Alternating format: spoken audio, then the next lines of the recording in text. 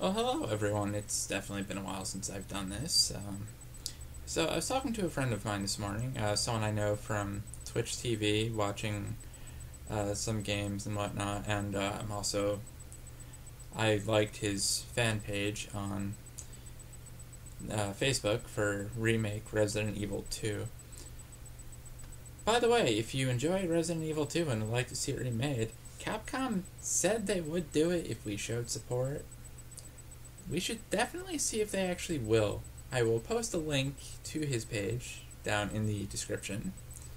Yeah, if you like Resident Evil 2 and would like to see it remade, like it. Show that, you would support it. Because apparently Capcom's looking for support.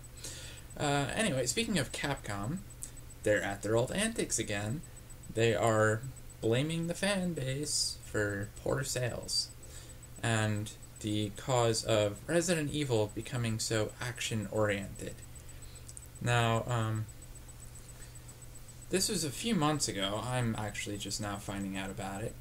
But Shinji Mikami, the godfather of survival horror, as well as the original creator of Resident Evil, came out and said that the reason why Resident Evil 4 was made so action-oriented and less horror is because Resident Evil Remake didn't sell well. Now, as everyone knows, Resident Evil 4 originally came out as a GameCube exclusive, and it wasn't selling well either. However, it was still a very high-rated game. So, against Shinji Mikami's wishes, they ported it to the PS2, even though Shinji Mikami said he would cut his own head off than see that game go multi-platform. After they ported it, it sold several million more copies.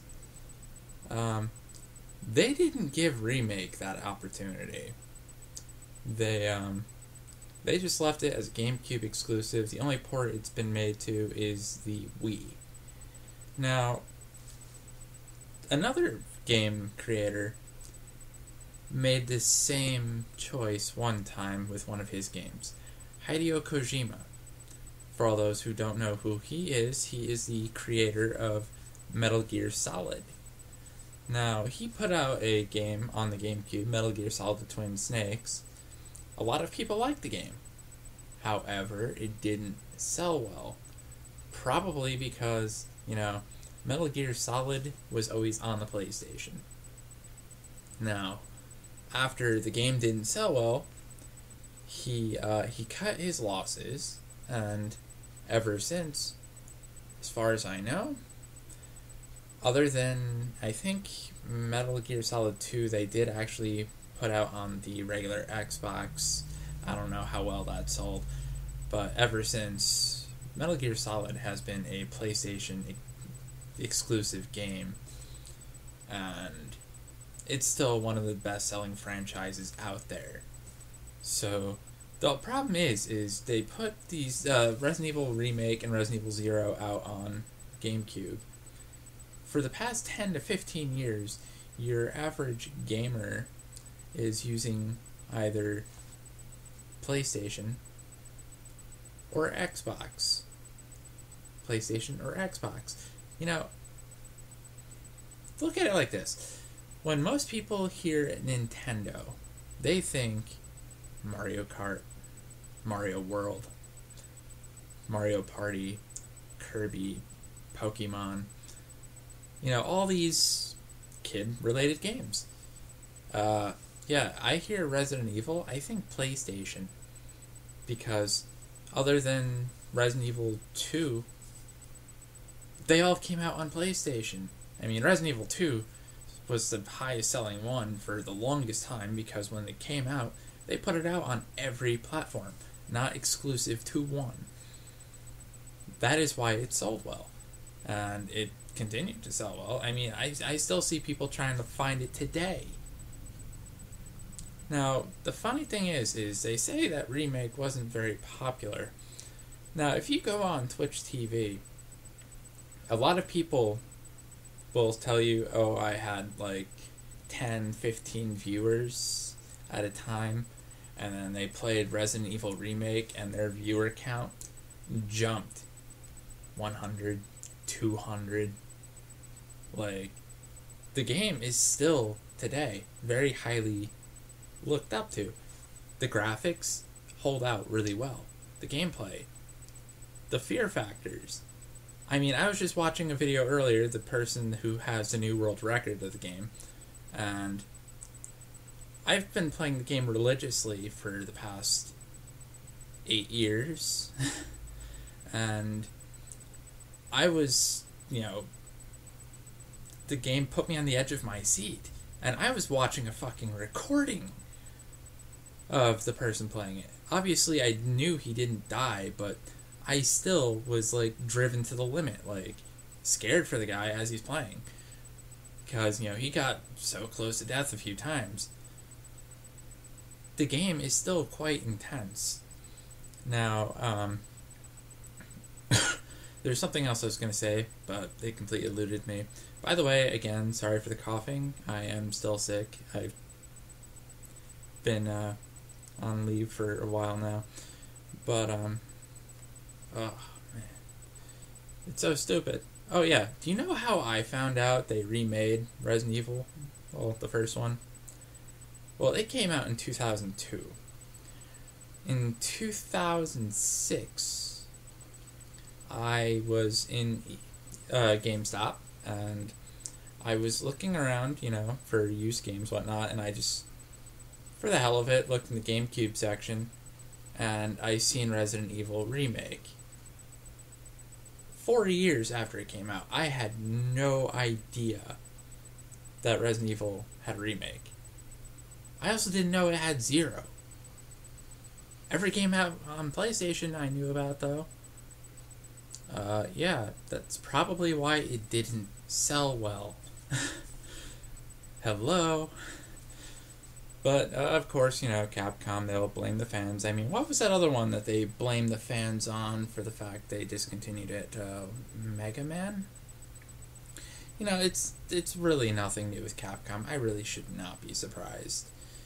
But, I mean, the older style Resident Evils are still very highly looked up to. Just, another thing is they put their expectations for sales too high.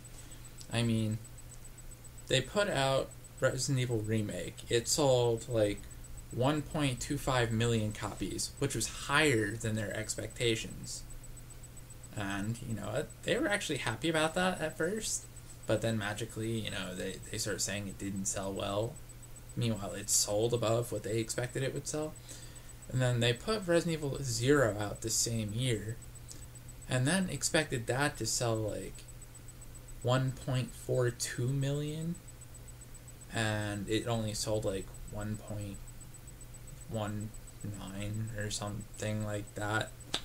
And then they're like, oh, it didn't sell well.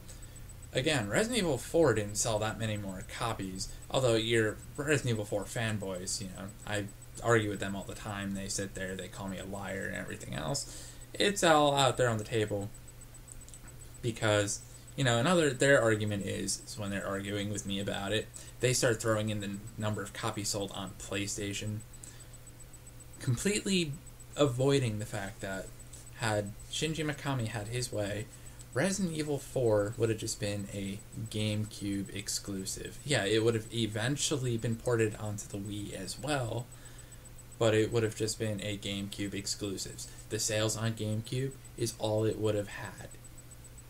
And it sold around 2.25 million in the first year. Then they ported it onto the PlayStation, and the sales blew up. Yeah, so they should have done the same thing with Zero and Remake. Although Shinji felt kind of screwed over when the company released for multi-platform because, he felt that people bought GameCubes to play for, and some people did. And he felt like he betrayed his fan base, so he left Capcom and whatnot. But, hey, fun while it lasted. But, yeah, well, anyway, I just wanted to get this off my head because it's kind of stupid and it bothers me. Like, they sit there, they make all these action-oriented games, blaming the fan base because they're not selling well. Well, gee, here's a good, valid idea. Listen to your freaking fans. Resident Evil 2, they've been clamoring for years. Years. Ever since Remake came out. That's what, 14 years ago? They've been clamoring for a Resident Evil 2 remake made just like Resident Evil Remake. Now, if you ported Resident Evil Remake to other systems, people would still buy it today. The sales on that would probably blow up. And you know what? The game's already made. It's not like it would cost you much money to actually put it on a CD and sell it. The only problem is, oh yeah, that's right, you're dumb and you sold the contract to Nintendo, which means you'd have to buy them out of their contract. Which I'm sure that could probably get expensive. But, yeah, I mean, that's your own fault. You know, Resident Evil made a downfall because you lined it up to do so. Don't blame the fans because of your pathetic mistakes. Because, you know, I'm pretty sure the GameCube was like, what, the third worst selling system of its generation? And you put all these games out on the fucking GameCube?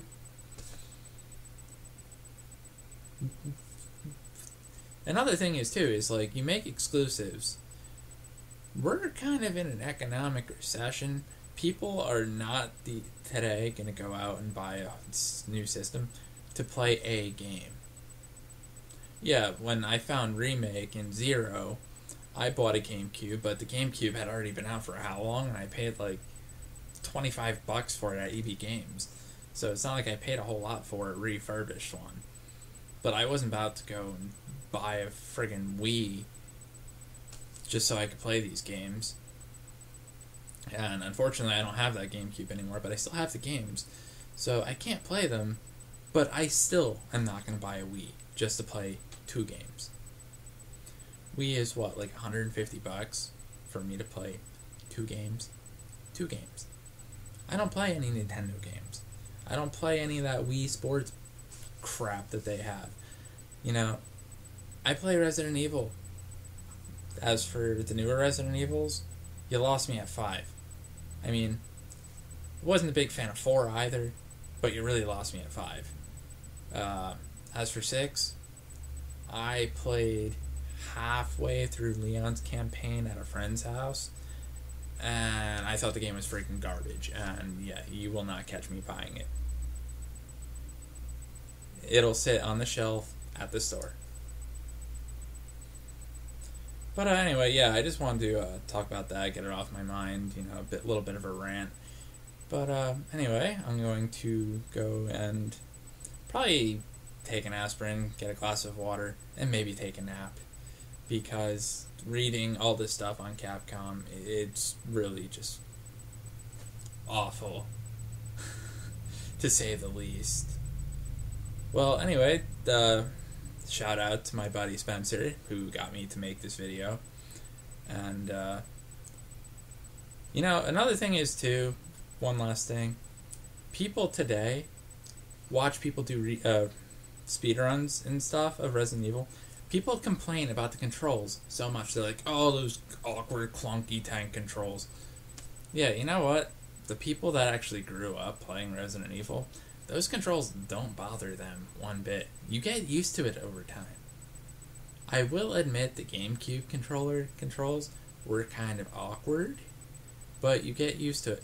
When I first started playing Resident Evil, we had the PlayStation controller that didn't even have the joysticks yet. I still use the D-pad today when I play these games. So, I mean, you think the tank controls are so awkward? Yeah, try playing with freaking D-pad. That was awkward at first, but now I play it like a freaking pro. Well, anyway, I'm going to end my rant because my time is almost up, so have fun.